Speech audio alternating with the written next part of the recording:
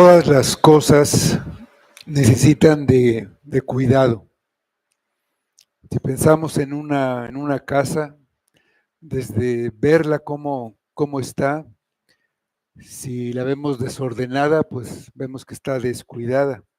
Pero en otros aspectos, si empieza a tener humedades y descuidamos, o sea, no hacemos nada, nos descuidamos respecto a eso, puede llegar a causar problemas severos en la casa hasta que ya causen una situación mayor.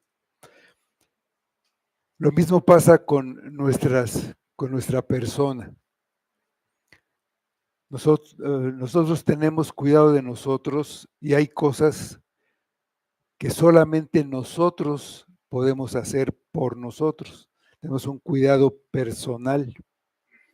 Por poner un ejemplo también, si descuidamos, si dejamos de tener cuidado por lo que comemos y ese descuido continúa a través del tiempo, pues vamos a pensar en unos 10 años.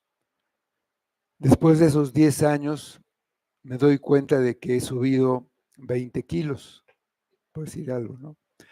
Fue producto de un descuido y eso puede ya causar una enfermedad, un problema de salud mayor, incluso puede llegar a causar pues enfermedades y hasta la muerte si descuidamos suficientemente nuestra persona, nuestro cuerpo. O sea, hablando del cuidado personal, hay también un cuidado que debemos tener de nuestra persona con nuestra alma.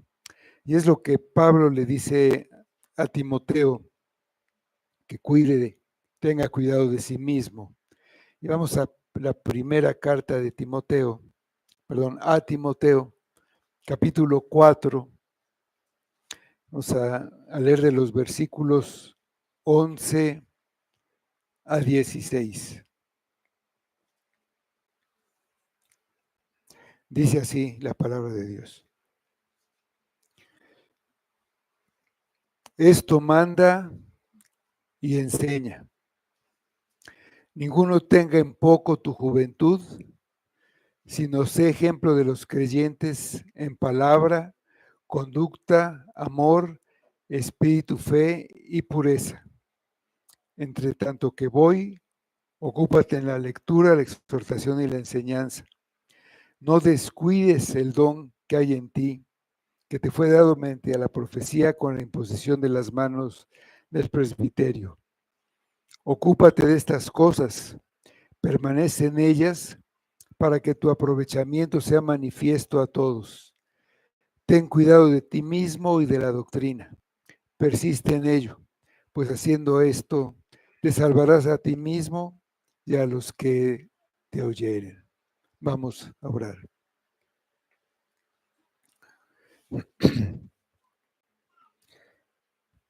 Amado Padre, te damos gracias por esta porción de tu palabra.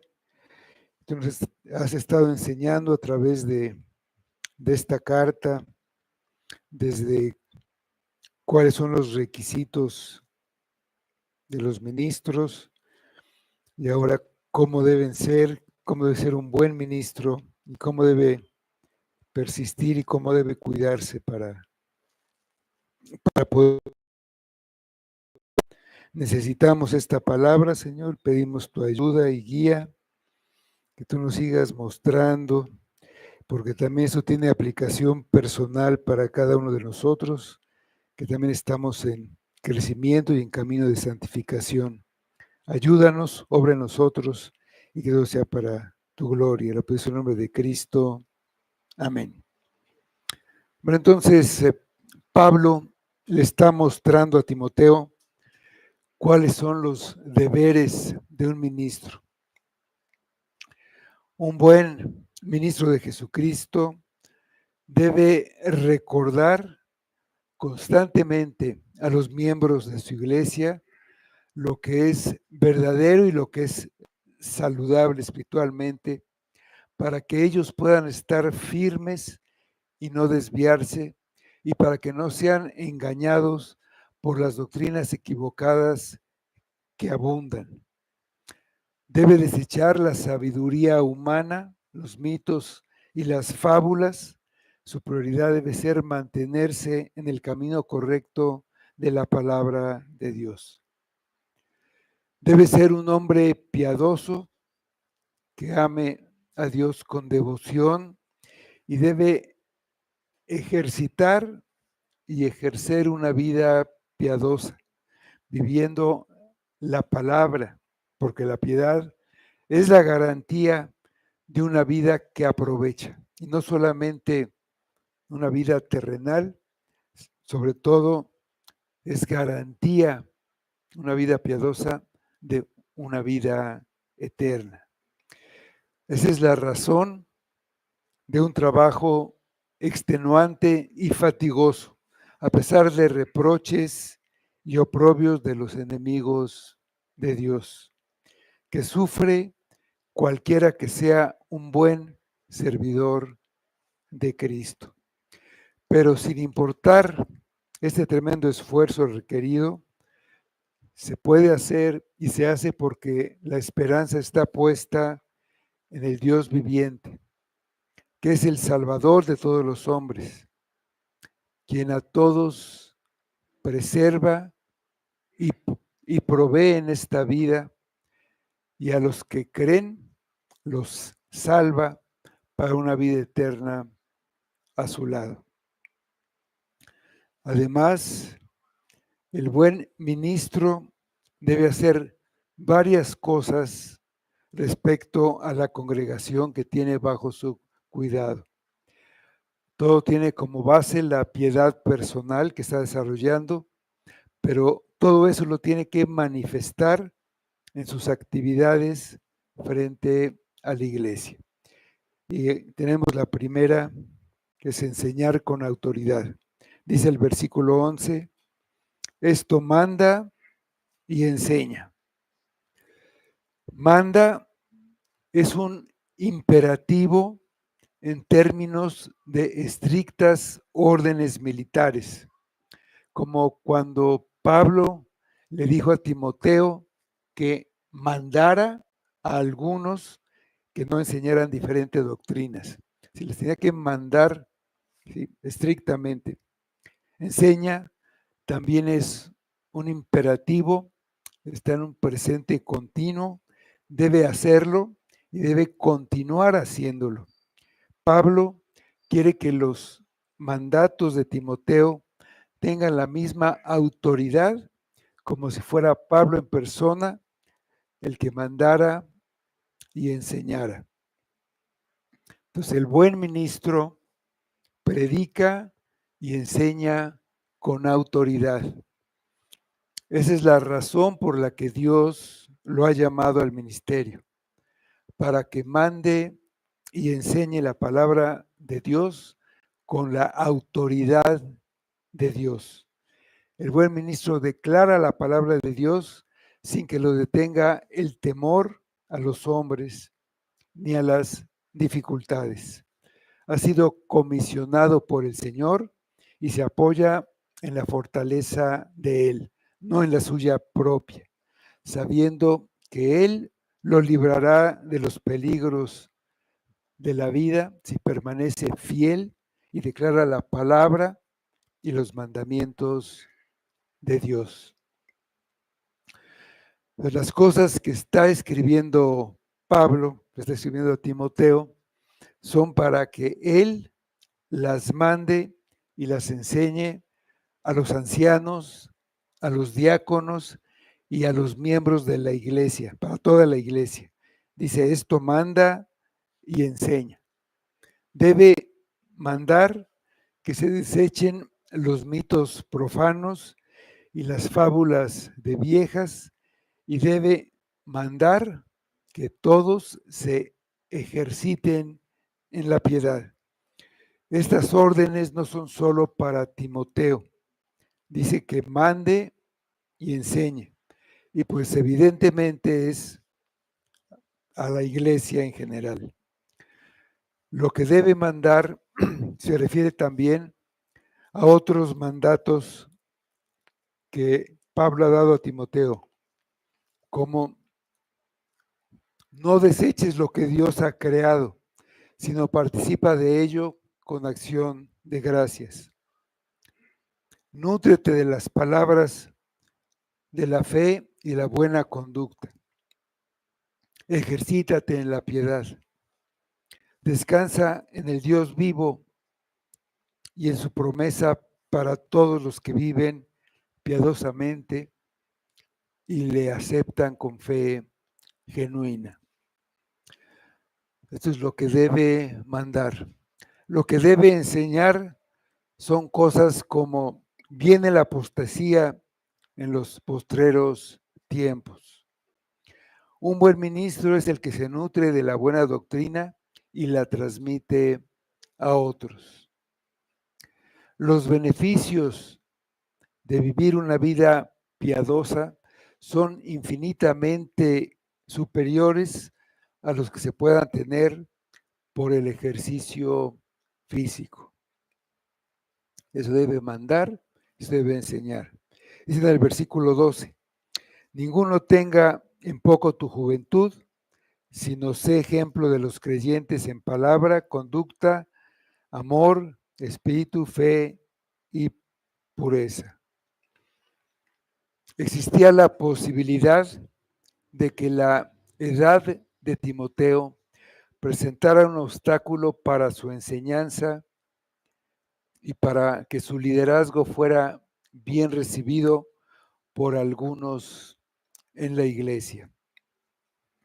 Se calcula que Timoteo podría tener para ese entonces alrededor de 35 años.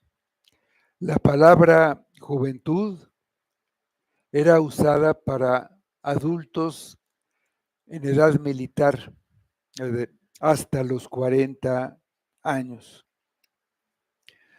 Pablo podía tener alrededor de 70 años, entonces Timoteo era, todo es relativo siempre, pero podía ser relativamente un joven. Pero además podía haber sido demasiado joven o ser considerado demasiado joven para el puesto que ocupaba. Él era el representante apostólico y como tal era el superior o el jefe de todos los presbíteros o ancianos, que es lo que significa presbítero, de todas las iglesias de Éfeso y de los alrededores.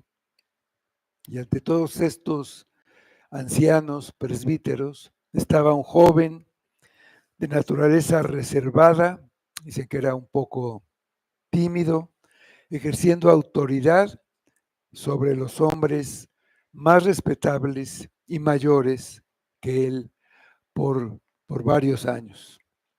Por eso Pablo dice que ninguno tenga en poco tu juventud. Lo que dijo antes correspondía a todos los ministros. Son los deberes de un buen ministro.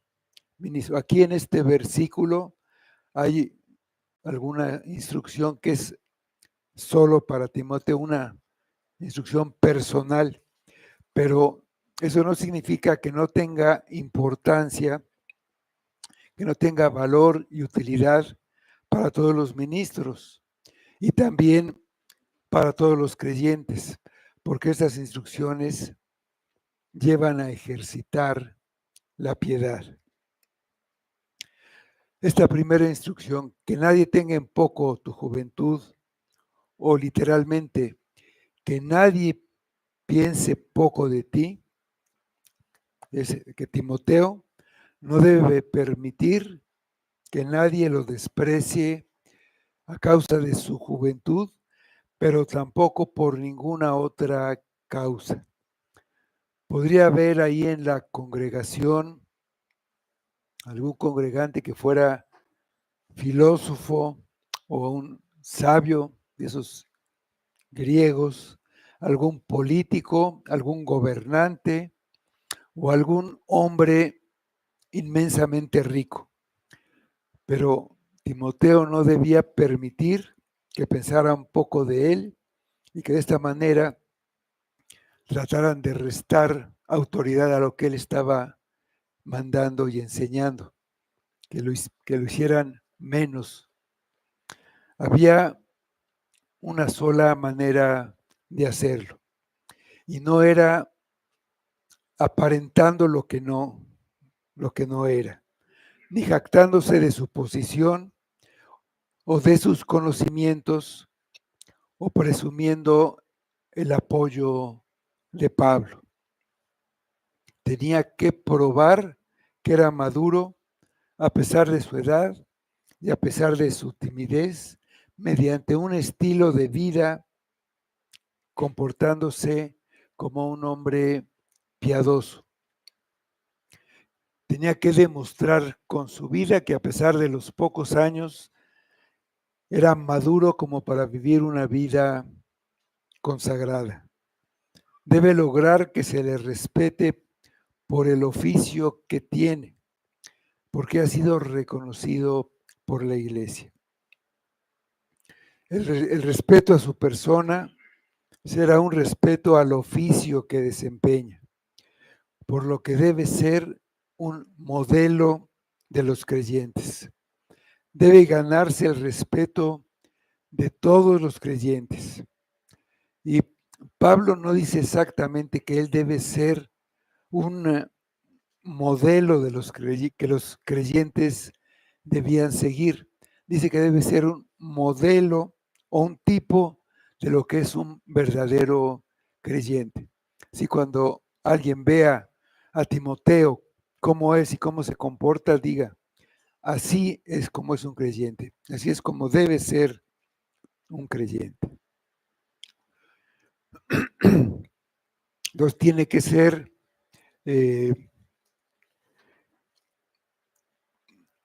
ejemplo en palabra. Es en lo que él dice y por supuesto que en la predicación, pero también en sus conversaciones personales, que deberían de demostrar piedad. En sus palabras no debía haber mentiras, ira o corrupción. Sus palabras son el instrumento por el que Dios acerca a su pueblo y alcanza a los perdidos. Dice Efesios 4:29.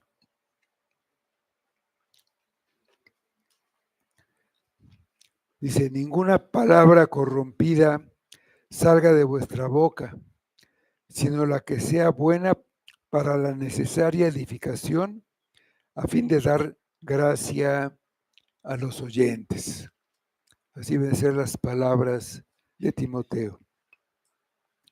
Debe ser ejemplo en conducta, en sus costumbres, hábitos, modo de tratar a las personas. Debe ser modelo de una vida recta que manifiesta sus convicciones en todas las áreas de su vida. Una conducta que no respalda las palabras es hipocresía. Las ovejas deben estar mirando el ejemplo de sus ministros que tratan de seguir el ejemplo de Cristo. Dice 1 Corintios 11:1. Sed imitadores de mí, así como yo de Cristo. También debe ser ejemplo en amor. Debe tener amor a sus hermanos. Debe tener amor por su prójimo, incluidos sus enemigos, buscando antes que nada la salvación de sus almas, que ese es el amor de Dios y el amor característico de Jesucristo, que se dio a sí mismo para salvarlos, para salvar a los hombres. Debe ser también ejemplo en espíritu, fe y pureza. A las cualidades externas se agregan cualidades internas que resumen el ejemplo de una vida cristiana agradable a Dios.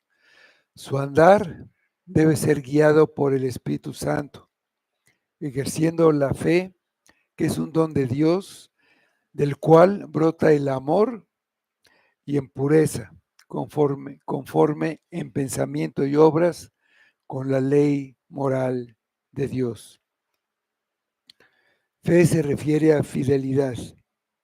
El ministro debe estar comprometido con el ministerio, debe estar comprometido con Dios y debe estar comprometido con el pueblo de Dios.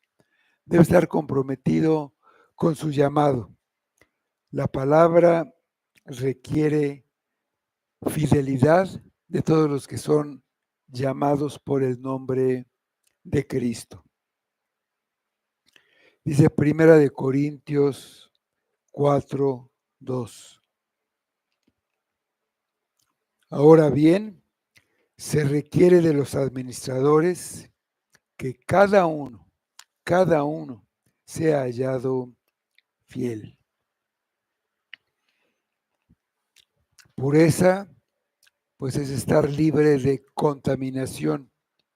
Es lo contrario a impuro y se refiere principalmente a la pureza sexual. Cualquiera que no pueda establecer un patrón de virtud en esta área no puede pertenecer al liderazgo de la iglesia.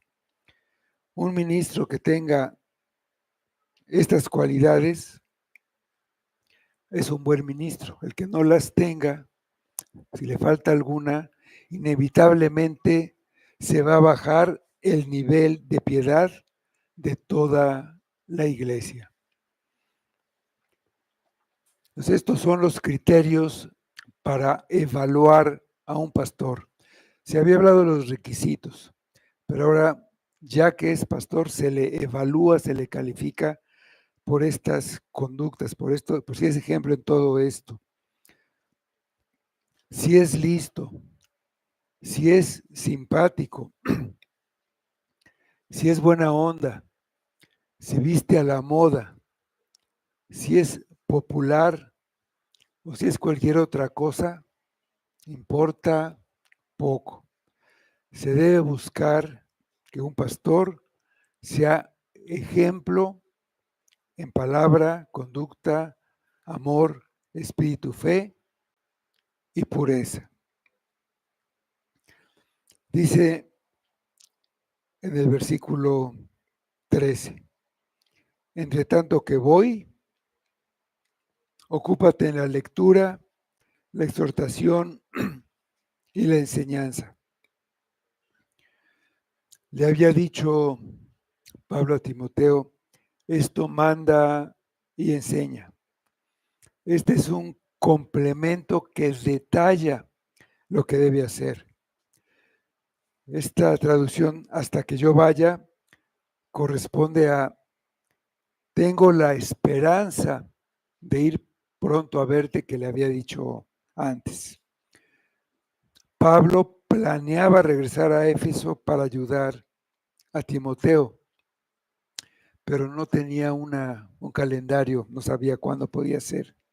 Pero mientras tanto, Timoteo debía ser un ministro fiel. Para ese tiempo de espera, le da instrucciones a su representante de lo que él debe vigilar en las iglesias. Debe asegurarse que en las iglesias se le dé la mayor importancia a 3 elementos en el culto público. Primero, la lectura, y es la lectura de las escrituras, no solamente de la ley y los profetas como lo entendían los judíos, sino también en las partes del Nuevo Testamento que ya se tenían. En ese entonces todavía no estaba terminado el que escribió el Nuevo Testamento, Pablo estaba escribiendo esta carta, por ejemplo, pero él mandó que lo que ya se tenía del Nuevo Testamento se leyera, lo mandó a otras iglesias. Por ejemplo, en 1 Tesalonicenses 5:27 dice Pablo a los de Tesalónica: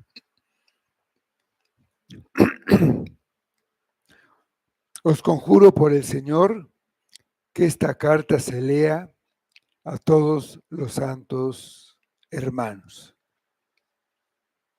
En ese tiempo, muy pocas personas podían tener acceso, ya no digamos a la Biblia, eran pergaminos, eran rollos en los que estaba escrito toda la palabra.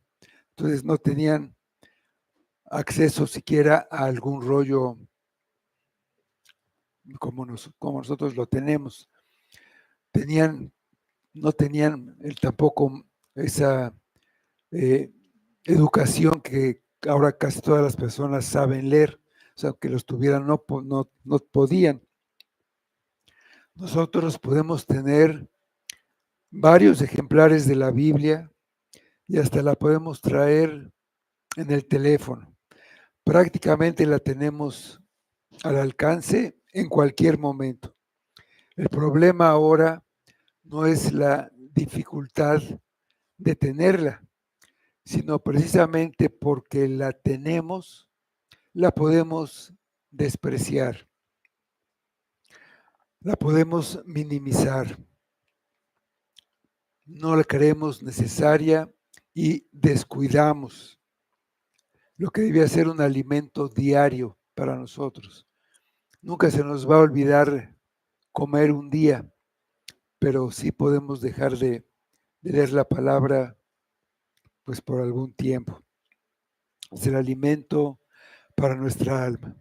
Pero sea como sea, de cualquier modo, la lectura de la palabra de Dios en el culto debe ser una parte importante y no puede faltar.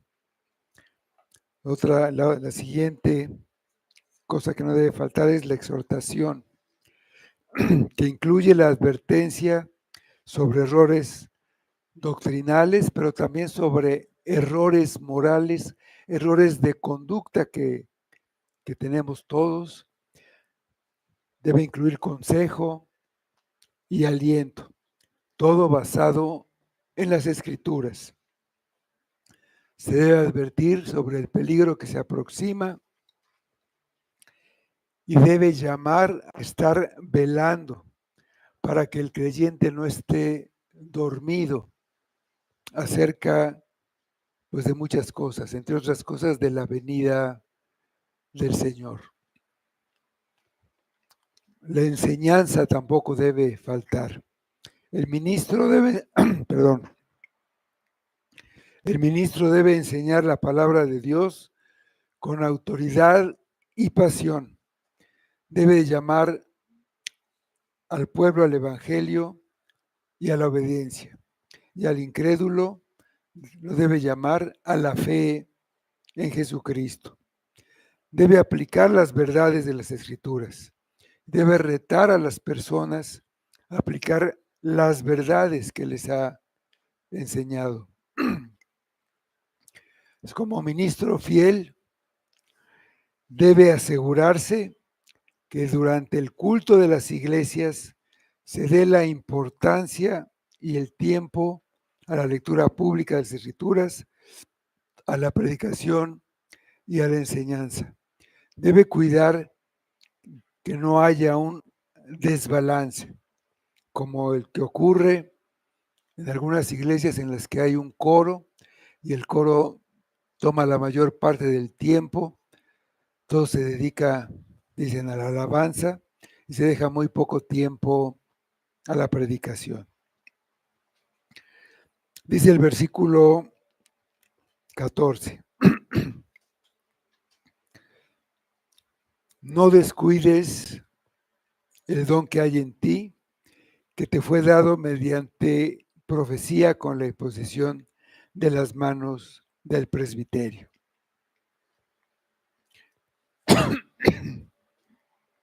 Pues ahí, como habíamos comentado, cuidado y descuidar, pues es dejar de tener el cuidado. Entonces, descuidar sería no ejercer, no ejercitar ese don o abandonarlo.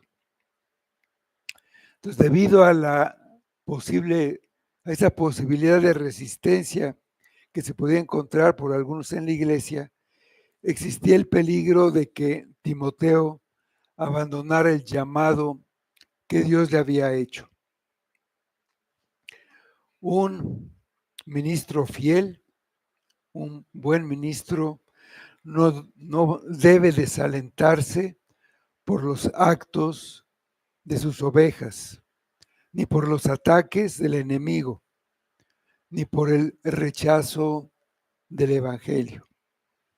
Timoteo tenía un don que Dios le había dado, lo había dotado especialmente para lo que debía hacer.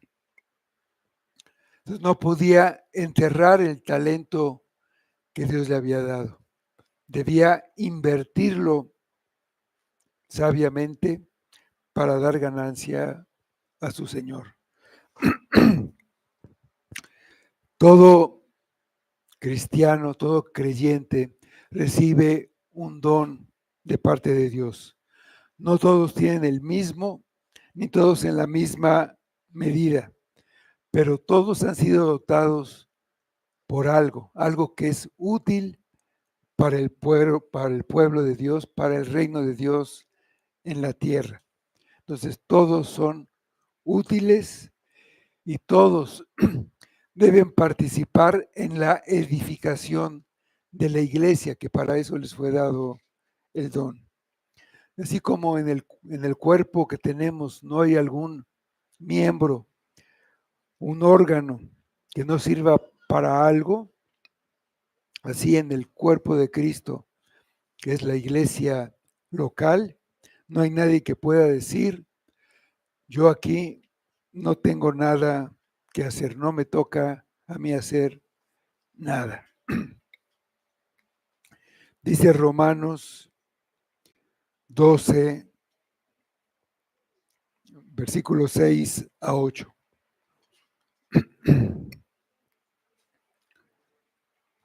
Dice, de manera que teniendo diferentes dones, según la gracia que nos es dada, si el de la profecía, úsese conforme a la medida de la fe, o si de servicio en servir, o el que enseña en la enseñanza, el que exhorta en la exhortación, el que reparte con liberalidad, el que preside con solicitud, el que hace misericordia con alegría. Entonces, Timoteo tenía conocimiento de la Escritura y podía discernir entre lo verdadero y lo falso. Así que era apto para exhortar, para enseñar y para dirigir. Debía hacer uso del don, el don que Dios le había dado, al predicar la palabra y también al enseñar a otros cómo debían hacerlo.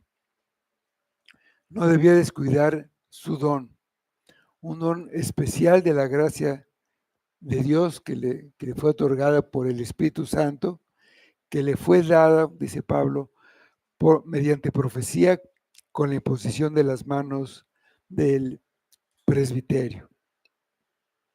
Entonces, muy probablemente durante el segundo viaje misionero de Pablo en la ciudad de Listra, el mismo Pablo participó con el Consejo de Ancianos de la iglesia ahí en una ceremonia que simbolizaba el traspaso de un don de Dios al que lo recibía.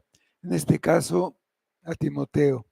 Los ancianos de las iglesias de Listra y Derbe se habían reunido con el apóstol Pablo cuando Timoteo estaba por empezar su ministerio de tiempo completo y habían impuesto sobre él las manos, encomendándolo a Dios en oración. Dice 2 de Timoteo 1:6. Por lo cual te aconsejo que avives el fuego del don de Dios que está en ti por la imposición de mis manos. Entonces, pero la imposición de manos no es una transmisión de poder. No ocurre nada cuando se le imponen las manos a alguien. Es un símbolo de que la iglesia reconoció el llamado que Dios hizo a ese hombre. Un hombre no puede elevarse a sí mismo al puesto de pastor. Dios lo llama y luego Dios mismo usará a la iglesia para confirmar el llamado. El mismo Pablo fue llamado por Dios, por el Espíritu Santo, y la iglesia confirmó su llamado para la obra misionera. Vamos a Hechos 13, versículos 2 y 3. Dice así: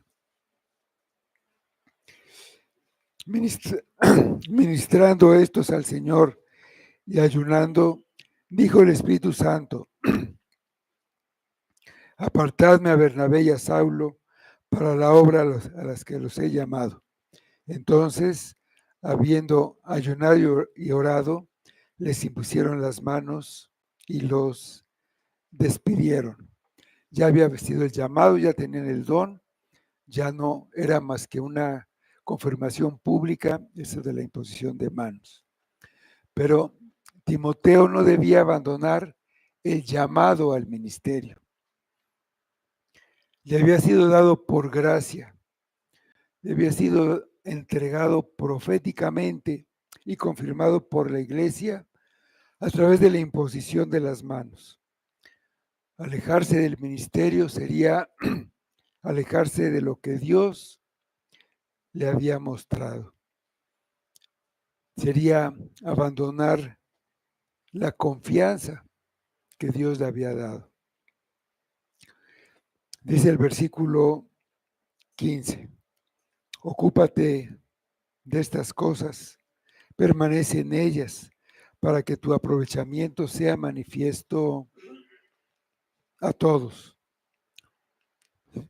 En contraste con no descuides, se debe ocupar en estas cosas. ¿En cuáles? Pues prácticamente en todo lo que Pablo ha dicho en el capítulo 4 sobre lo que es un ministro fiel. Que siempre hay peligro de apartarse de la verdad por las enseñanzas equivocadas que surgen por todos lados, y debe advertir a la iglesia, porque aún ahora hay quienes quieren cambiar el verdadero evangelio por mitos profanos. Timoteo debe nutrirse de las palabras de fe y debe prepararse para una vida piadosa y debe seguir creciendo en la piedad.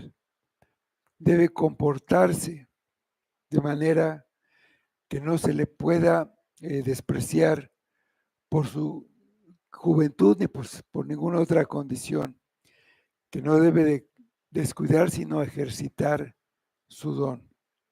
Y se debe estar dedicado a estas cosas.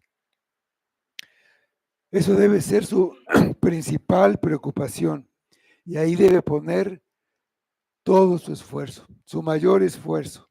El resultado será que todos vean su progreso, que vean cómo ha ido creciendo.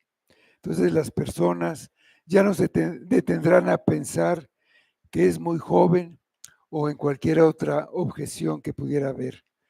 Lo reconocerán y lo respetarán por ese crecimiento, por la madurez que sigue alcanzando y en la que sigue creciendo. Dice el versículo 16.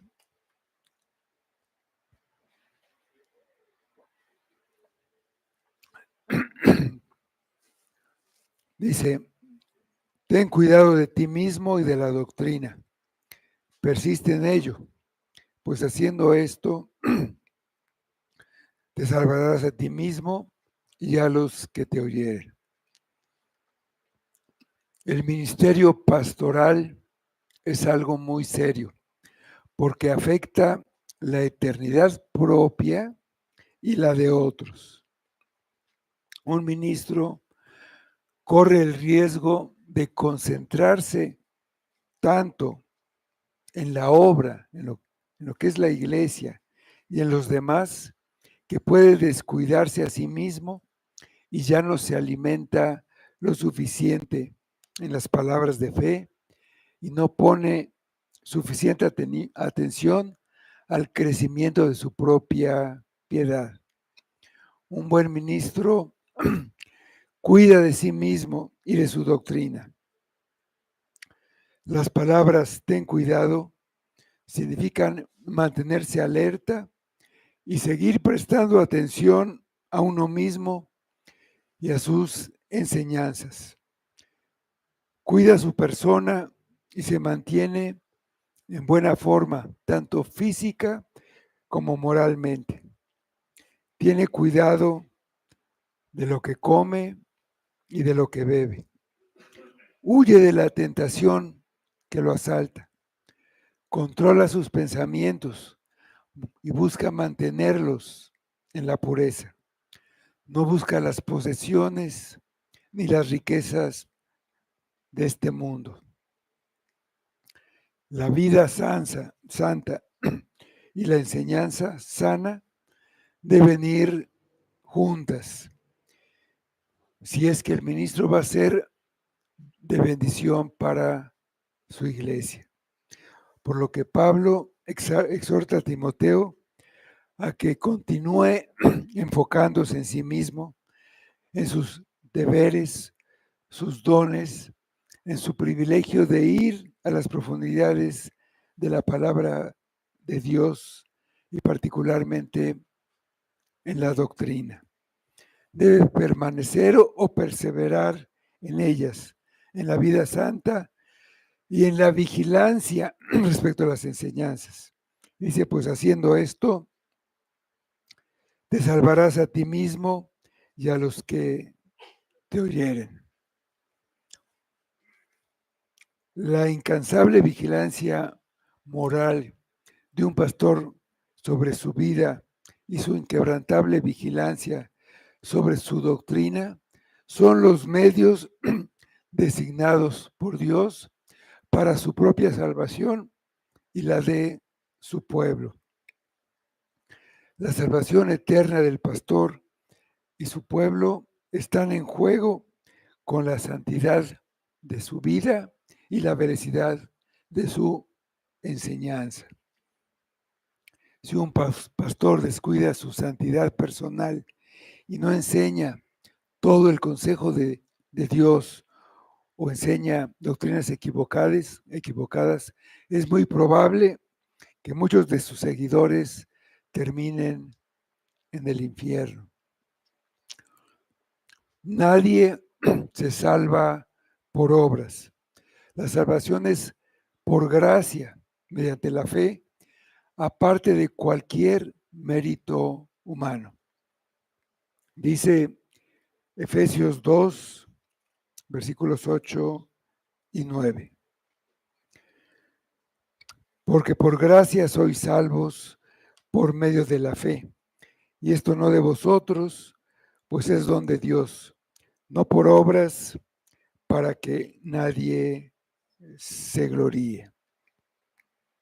En este versículo donde dice, pues haciendo esto te salvarás a ti mismo y a los que te oyeren, no contradice la salvación por gracia, que es un don gratuito e inmerecido que Dios da de principio a fin.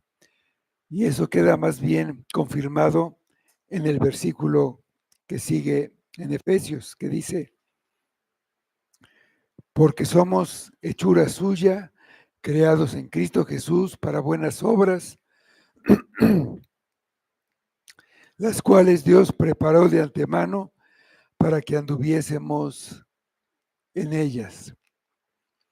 Cuando un pastor se cuida a sí mismo y cuida su enseñanza, anda en las buenas obras preparadas por Dios para él.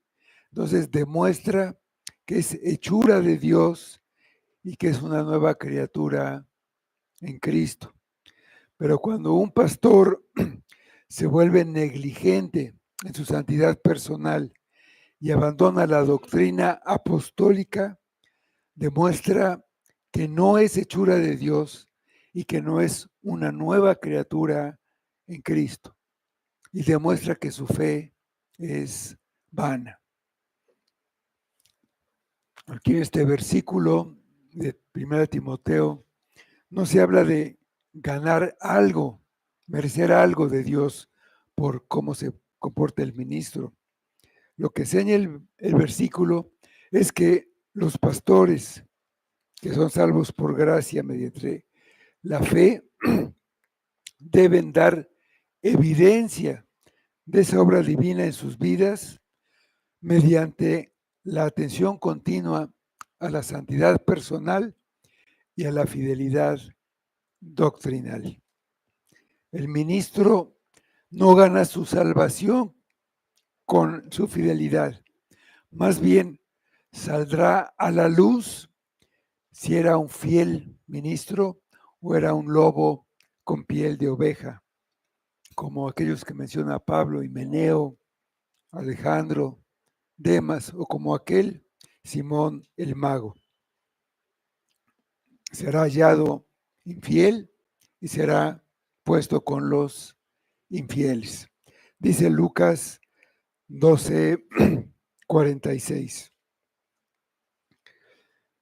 Vendrá el Señor de aquel siervo en el día que éste no espera y a la hora que no sabe, y le castigará duramente y le pondrá con los infieles. El ministro fiel no teme el día en que su Señor regrese. Está seguro de su salvación. Su seguridad se basa en el poder y la gracia de Dios para mantenerlo fiel hasta el fin. Dices la segunda carta a Timoteo, capítulo 1, versículo 12.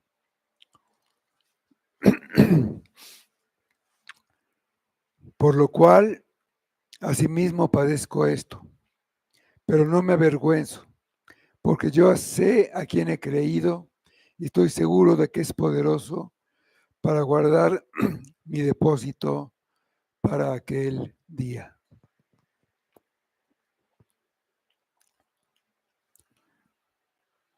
El ministro no puede salvar a otros. Los que lo oyen, si el ministro es fiel y cuidadoso consigo mismo y con la doctrina, los que lo oyen serán guiados hacia el Señor Jesucristo y al poner su fe en Él, entonces alcanzarán la salvación. Dice Hechos 4:12. Y en ninguno otro hay salvación, porque no hay otro nombre bajo el cielo dado a los hombres en que podamos ser salvos. Hermano, ten cuidado de ti mismo. Ocúpate de la lectura, empezando por eso. Los grandes descuidos empiezan con pequeños descuidos que se van haciendo cada vez más grandes. Como aquel hombre que aumentó de peso hasta que murió por eso. Descuidar